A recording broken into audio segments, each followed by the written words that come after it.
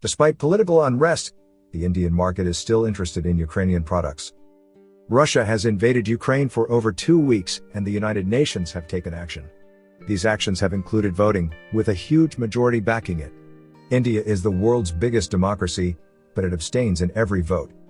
India, a growing ally of the United States, and one that has suffered incursions on its own borders by more powerful and expansionist autocratic neighbors, has refused to support Ukraine publicly. This refusal is in stark contrast to many of India's other allies, Western and non-Western, who have done so.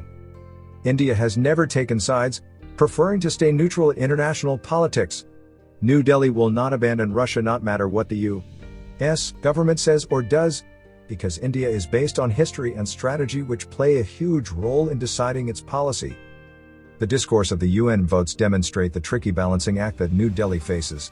In the first, a Security Council vote condemning the Russian invasion, India abstained but then released comments afterwards which argued for the principles of the UN, which include international law and respect for sovereign territory.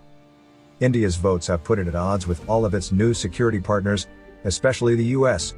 All of India's Quad partners, including the US, Japan and Australia, have condemned Russia and imposed severe economic sanctions on Moscow, as well as on Russian entities.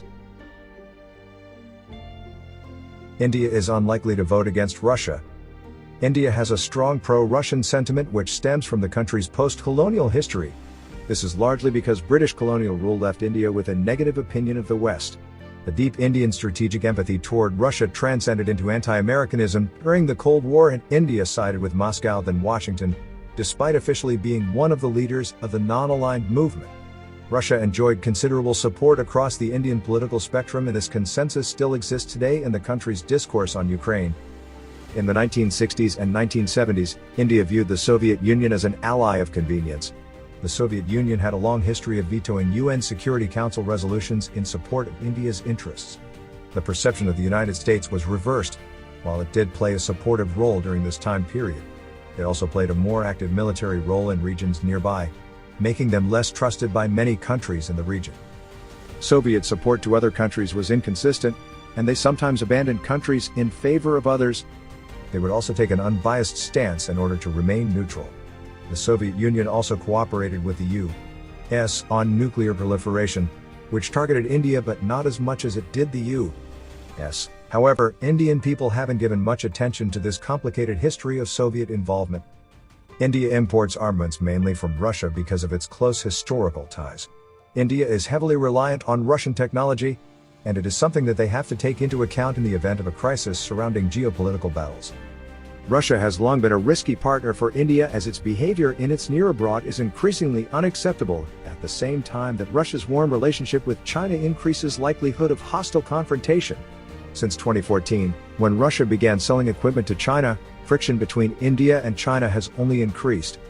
Building closer partnerships with the U.S., engaging in trilateral and Quad arrangements, engaging in other measures to modify the power China has over countries. Despite their dependency on the Russian military, India is not entirely willing to give up on Russia. It doesn't want to be perceived as changing its Russia policy under pressure from the West, especially the United States. Domestically, despite the prevalence of American popular culture and large amounts of migration of Indians to Western countries for education and employment, such a change has little public support. So Joe Biden's framing of democracy against autocracy will not work in India. This is because India's Russia policy will change gradually, rather than due to pressure from the West. The change in Russia policy will happen as a result of China and Russia becoming more and more entangled.